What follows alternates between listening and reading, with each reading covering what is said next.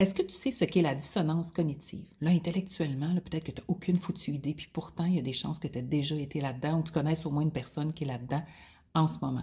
En réalité, en bon français, c'est l'ambivalence ou la résistance au changement. C'est une tension interne chez la personne. Elle est prise entre deux contradictions. Elle a un comportement nuisible, là. Elle le sait, elle n'est pas folle, là. Et en même temps, là, elle a besoin de le faire.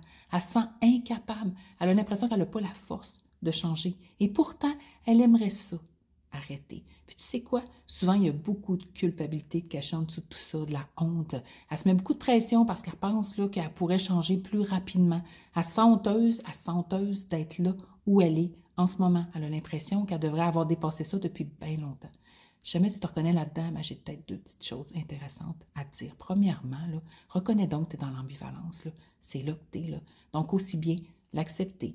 Par contre, pose-toi les questions à savoir qu'est-ce que tu es prêt, qu'est-ce que tu es prête à faire pour modifier peut-être ce comportement-là et aller davantage vers ce que tu souhaites. Trouve-toi des alliés, une ou deux personnes, non pas pour te taper sa tête, pas pour te faire la morale, pour t'encourager, pour te rappeler pourquoi tu fais ça. Ensuite, identifie l'axe de ton changement. C'est ton comportement que tu veux t'attaquer, le diminuer, le retarder. C'est tes croyances par rapport à ton comportement. Arrêtez de te faire croire que ça t'aide, là. Arrêtez de minimiser les conséquences. Donc, si jamais ça te dit quelque chose d'intéressant, là, mais va lire sur Internet, il y a plein de choses que tu pourrais apprendre là-dessus. Je te souhaite bonne journée.